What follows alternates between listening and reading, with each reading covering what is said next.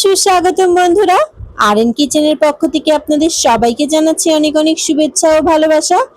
সবসময় R kitchen cooking related recipe নিয়ে হাজির হয়, তবে আমি আজকে একটু ভিন্নধর্মী ডিআইওয়াই নিয়ে হাজির হলাম। স্ক্রিনটা দেখে নিশ্চয়ই বুঝতে পেরেছেন আজকের ডিআইওয়াই সিমেন্টের টুল দিয়ে। রিসেন্টলি আমি এটা আমার বাগানের জন্য বানিয়েছি, তাই ভাবলাম আপনাদের সাথে শেয়ার করি। তো চলুন দেখে আসি এটা আমি আজকে কিভাবে বানিয়েছি। প্রথমে আমি এখানে কিছুটা বালু নিয়ে নিয়েছি। এই বালুগুলো একটু ভেজা ভেজা, আপনারা চাইলে একদম শুকনো ঝরঝরে বালু ব্যবহার করবেন। আমি এখানে 6 মগ বালু নিয়েছি এবং 4 মগ সিমেন্ট নিয়েছি। নিয়ে ভালো করে মিশিয়ে নিতে হবে। এই পরিমাপটা আপনি যতটুকু থিকনেস দিবেন সেই অনুযায়ী দিতে হবে। এখন ভালো করে মেশানোর পালা। আমি এই কাজটা খুব সুন্দর করে করতে বলেছি আমার হেল্পিং হ্যান্ডের। আমি এখানে আমার হেল্পিং হ্যান্ডের সাহায্য নিয়েছি। মাঝখান থেকে এরকম গোল করে দিতে বলেছি এবং আস্তে আস্তে পানি এড করতে বললাম। এভাবে মিশিয়ে যাচ্ছি। আমার কাছে এই পর্যায়ে মনে হচ্ছিল সিমেন্টের পরিমাণটা একটু কম হয়েছে। আমি কোনো অভিজ্ঞ লোক না, আপনারা চাইলে কোনো অভিজ্ঞ লোকের পরামর্শ নিয়েও এটা বানাতে পারেন। আমি আমার নিজের ইচ্ছা মতো ইস্টুটা মেপে ব্যবহার করেছি এই সিমেন্ট আর বালু। আপনারা চাইলে কম বেশি করে নিতে পারেন। সিমেন্ট একটু কম মনে হয়েছিল, আমি আবারও একটু সিমেন্ট অ্যাড করে দিয়েছি। মেলানো শুরু করতে বললাম, তারপরে মনে হলো আরেকটু কম আছে, আবারও একটু সিমেন্ট অ্যাড করেছি। দিয়ে একটা থিক পেস্টের মতো আমি তৈরি করে নিলাম। ভালো করে মেলানো হয়ে গেছে, একটা থিক পেস্টের মতো তৈরি হয়ে গেছে। সবগুলো উপকরণই প্রায় 10 মিনিট যাবত এভাবে মাখানো হয়েছে।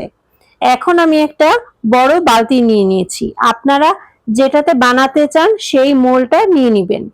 বালতি নেওয়া হয়ে গেছে। এখন ধীরে ধীরে বালতির ভিতরে আমি সিমেন্টগুলো দিয়ে দিতে বলেছি। সুন্দর করে সিমেন্টগুলো দিয়ে দিতে হবে।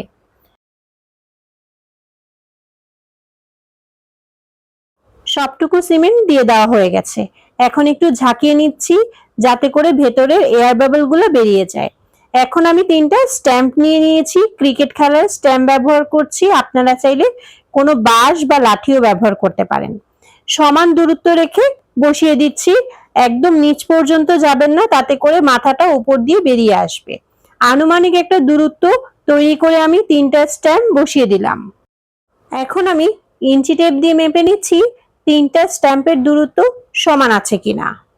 প্রতিটা স্ট্যাম্পের দূরত্ব আমার হিসেবে এসছে 16 ইঞ্চি।